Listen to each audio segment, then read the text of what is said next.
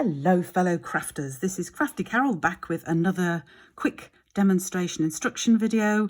This week in my craft along, this is August 2021 because things stay on YouTube forever, but anyway, we are going to look at blending to make lovely simple cards just using the beautiful blending brushes that come in sets of 3 from Stampin' Up. So this is the first one I got to show. So I've just done a narrow strip of colour down this one, added a couple of stamps, added a little focal point on my dragonfly, which I don't know if you can see it. It's all sparkly because I coloured it with the Wink of Stella, and put a quick sentiment on, and that was that card. Now, it's boring watching people blend, so I'd actually started another one, so I don't show too much. Oh, I'll show you a different one I made. This one I tried, made a couple of mistakes on this one. First one, as I forgot to clean the green off my tape, which was silly. And I also tried the vellum, which I quite like, but you can't see the image terribly well on it. Even that's done with black and it's difficult to see, but it's quite nice.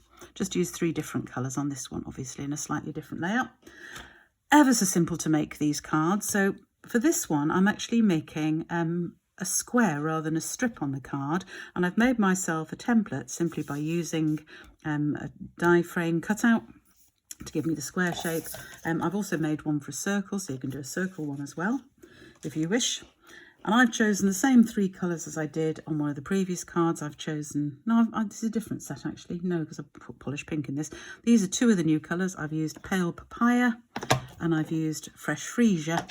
And now I'm going to use soft succulent for the base. So I've done the first 2 colours. And I'm going to show you how to do the last one. So the first thing to say is I've got this carefully taped down using low tack tape so that I'm going to have a nice clean edge. Really important to use tape to hold things down so that you can get a really nice clean edge and no messing around it. So I've taped this down quite firmly. And these are the wonderful blending brushes from Stampin' Up. They're lovely. And all you do is ink them up. So I'm just going to ink it up gently on the pad here. Make sure I get some good lot of ink on it. Just being very gentle with it.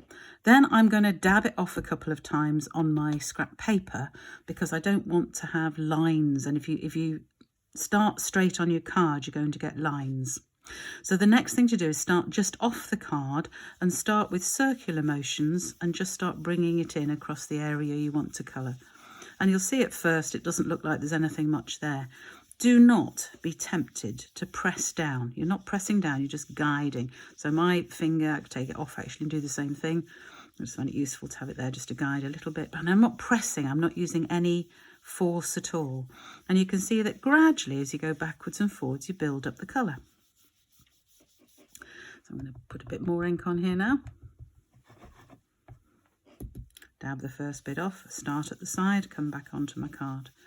And that's what stops you getting horrible lines in the colour. And then you just work and work and work and work it, making your colour as dark as you actually want it to be. I think I want it fairly dark this time, so I'm going to keep going with this for a little bit more. And just keep going. You can get it as dark as you want. If you want it really dark, you can have it really dark. It's up to you. And I'm going to work it into the other colour so it blends nicely across with the fresh freesia that I'd put above. Make sure I've got some decent colour near the base here because that's where I want it to look like the square when I take off my template. So I'm not going to make it too dark because I'll be here forever and it's boring to watch. So that will probably do. So you can see how we've got that little gradient of colour there. By the way, these wash beautifully. You can just wash the ink out with water and then dry them and they'll be as good as new, which is nice. So let's do the big reveal. I'm going to take my template off and there we go. I've got my beautiful square of my lovely colour and then I can do what I want in terms of adding to it. I'll actually show you a different thing you can do with your template. I'm using for this, same as for the other card, the lovely Dragonfly Garden set, which comes with matching punch. I can show you as well, which is lovely. So I've already stamped and punched out a dragonfly to go on here. And I've used the fresh freesia colour as well for my dragonfly, which I'll sit probably somewhere like that. I've got my stamp. Do I want to put some in the background? I think I do, but really, really palely. So I'm going to use this as the background stamp. Obviously, this is much bigger than this, and I don't want it to stick out over my coloured bit much, but I do want it to come a little bit down. So I'm going to place my template back. So now I'm placing it back. Can you see I've got a little bit at the bottom, which will then get covered in this? I think I'm going to use, I'm going to use my soft succulent again. See, this is not planned. I'll knock that, I'll put it back again. So I'm going to ink up my stamp, just the top bit of it, because I don't want the whole stamp. Just need to lay that down again, because obviously it's moved. Just make sure I've stuck it down properly this time.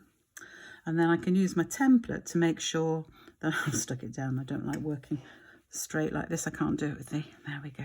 I'm actually going to use another bit of scrap paper below, I think, because although it doesn't matter if I get it a bit on the template, I don't want it to come down as far as the card here, obviously. So I'm just going to cover that to make sure.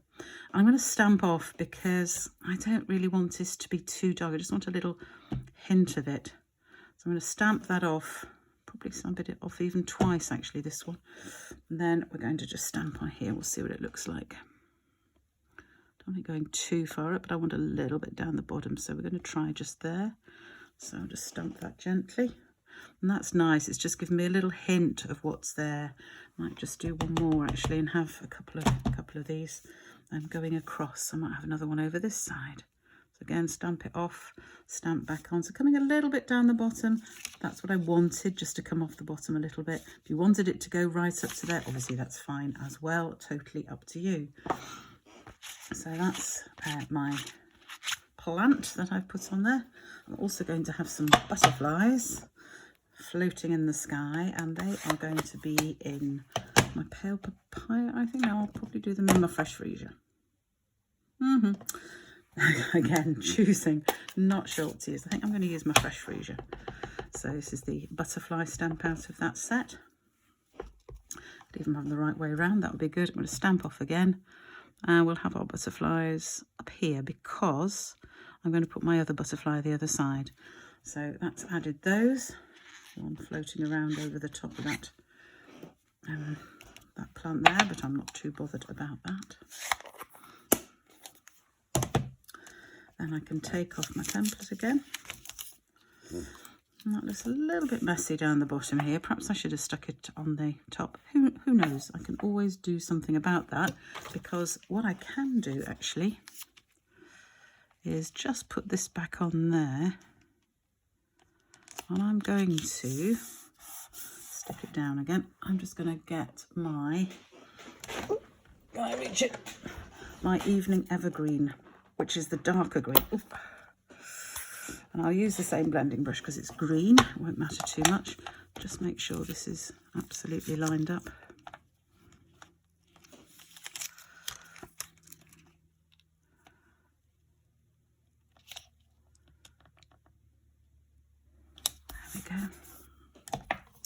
So I'm going to use this on my Evening Evergreen, which is a darker green. And I'm just going to, it's not straight again, trying to rush and trying to look from a bit of an angle. It's really difficult. But I've just decided I don't like that sticking off the bottom like that, so I'm going to adjust it. So it's not going to be a square, this is going to be a rectangle. So I'm just going to bring in that darker green now and keep it mainly over the very bottom because I don't want to change the colour of the other green so much. And obviously I've got a line there where my original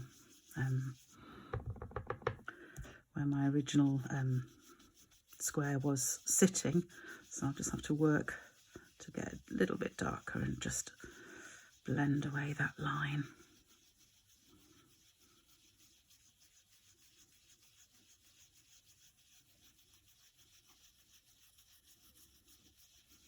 So I hope you can see it just vanishing as I work the brush, work the colour in.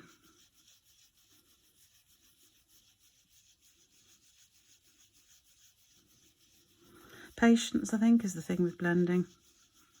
Don't press down, but don't be tempted to press and scrub at it. Just let the blending brush itself do all the work. There we go. So that's got rid of just about all that line now. I can come back and do a bit more. I think it needs a bit more in a minute. So I did a fourth colour there just for fun because I didn't like the sticking out at the bottom, and you can see the difference there now. So all that remains to do for this, I'm going to keep my template because I can use it again. I actually used one of the delivery pieces of card that comes with the catalogue. Never waste anything, that's what I say. So I've got my oh, there we go. I've lost my memento for a minute, but I'm just going to get my sentiment, make sure it's inked up, and that's going to go just below here, just there. So let's put my sentiment on, and finally I've just got my butterfly to add. And with these butterflies, what I like to do, they're very flat, but I can use my bone folder just to curl the wings a little bit. So it gives a little bit of dimension to the card. Ooh. There we go. And all I shall do is, if I haven't managed to lose my dimensionals, no, here they are. Just going to use one little dimensional in the middle of his body because that's all it needs to stick. And then I shall have him up here, which means I can still see all the other butterflies and see him. And there we go. And I might colour him with some Wink of Stella as well. So that's blending. It's all about being patient, being slow in whatever pattern you want. As I say, I've got a circular template as well, so I can do a nice circular one. I've got an idea to do that. These for some reason I like circles as sea scenes, so I'd use blues and possibly probably 3 different blues to make a nice sky and sea scene, and then use the Sailing Home or something like that, a set like that to go. And the beauty of that, as I record this in August 2021, it's our first summer celebration, and if you want to buy the Dragonfly Garden bundle together with the punch, that's £34. If you then wanted to add a set of the blending brushes at £11.25, that gives you £45.25, which also gives you a free celebration item. Hope you enjoyed the blending. Hope you can join me for some of my live craft-alongs and watch my videos again. Please subscribe to my YouTube channel, and then you'll never miss me doing one of these instructional videos. Bye for now.